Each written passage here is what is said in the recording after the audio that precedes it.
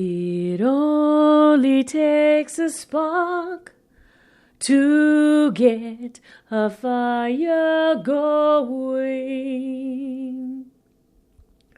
and soon all those around will warm up in His glowing. And that's how it is with God's love. Once you've experienced it, you spread His love to everyone, and you want to pass it on. My name is Amy. I was raised in the military all my life. My dad was busy with his career, so my mom was in charge. She had most of the responsibilities. My mom and I were not close. As a matter of fact, I did not have a relationship with her or my dad. And because of that and other circumstances, I began using drugs at the age of 13. I started using LSD and angel dust. The reasons why I chose these drugs: I wanted something powerful. I wanted to be taken away from here. I wanted to die. I wanted just to go away. I remember being told I was trouble. I was ignored. I felt like I was not loved and I was rejected. I thought I was nothing, so I acted like I was nothing. I had 2 girls at a very early age. I had given them up for adoption. I remember standing in that hospital window, looking out, watching this lady take away my babies. I wanted to die. That was the first time in my life I felt love for anything, and it was ripped away from me. The hatred that I had within me towards my parents grew into rage. I would never wish that type of emotion on anyone, not even on my worst enemy. But the good thing about this, they were adopted together, and they were born healthy. I do have a son, and his name is Markel, so he knows what it's like living with a parent who is an addict. I do have my moments of being a good mother, but by the age of 9, my son was taken from me. That was something I never thought would happen.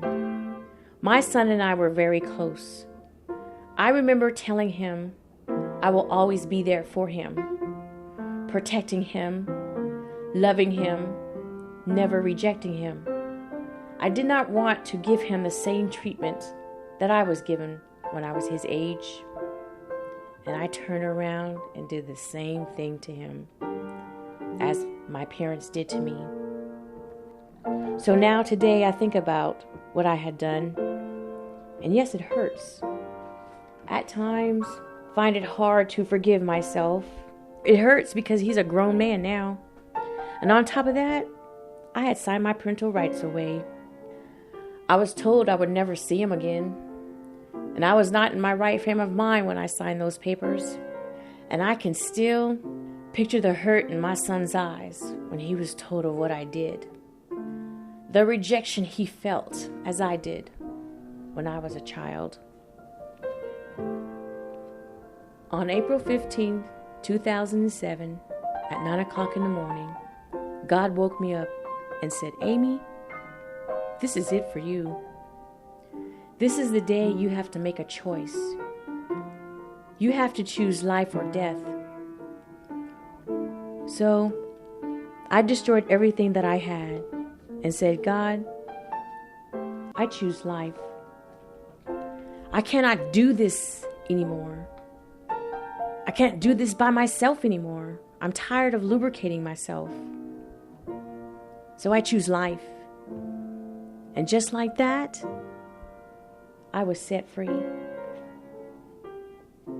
It has been 2 years since I have picked up. My parents and I relationship have been restored. My son and I relationship is great. For anyone who has experienced the world of addiction and to be set free from that, truly understands what I am talking about. And my son He's in the army now.